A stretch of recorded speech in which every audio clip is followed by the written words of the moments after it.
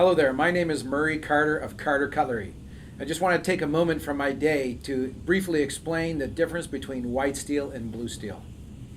Decades ago, the engineers at Hitachi Metalworks in Shimane Prefecture, Japan, wanted to be able to duplicate the finer qualities of the legendary Japanese samurai swords.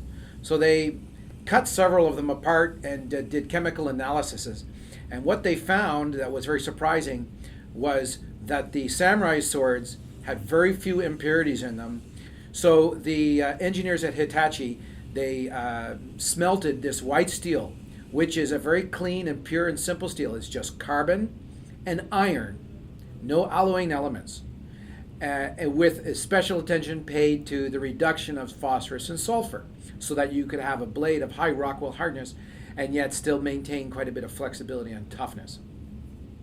The blue super steel, on the other hand, is a highly engineered steel designed primarily for edge retention or wear resistance. And they've used the white steel as a base, and to it they've added like tungsten, molybdenum, chromium, and vanadium. And the result is an engineered steel with a different kind of carbides, and differently dispersed than the white steel, and it's designed for wear resistance. In other words, you can cut longer with it. Now, the blue steel, although it's kind of technically a more complex steel, is already an engineered steel, and what's required of the bladesmith is to, when he buys his blue steel, the skill is to not mess anything up. Don't overheat it. Don't overly cold forge it or work it in such a way that you're going to produce a flaw in the final result. If you just, I could teach an apprentice within 2 or 3 weeks how to forge a blade out of blue steel, and so long as he didn't do anything strange like overheat the steel, he probably would have a half decent blade. The white steel, on the other hand, because it's so simple, I like to equate it as the white canvas to a painter, whereas the blue steel is like color by number. The blue steel is already an engineered steel, so as you don't do anything strange, you can make a pretty good product.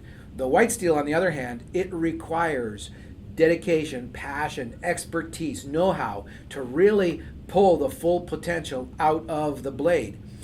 Just like it would take a master artist to paint a beautiful painting just on a white canvas with some paints, as compared to the color by number. So while the blue steel already has a very high level of potential, and as long as you don't do anything strange, you can reach a blade that falls somewhere within that potential. The white steel starts out much lower, but I believe it has an almost infinite ceiling, much, much higher than the blue steel, but it takes a true master, someone who's dedicated their whole life to realizing the potential from the white steel. I, for years, used both blue and white steel because they're both kind of specialized in their individual area. Even though the blue steel was designed for wear resistance, there was never a doubt in anybody's mind, right from day one, that the white steel always produced a finer edge if it was masterfully produced. So if you're going to be cutting sashimi, doing wood carvings, or in the cases where you cut something and you keep the cut, as opposed to cutting something and throwing it away, like when you're whacking brush in the jungle, you're cutting and throwing away.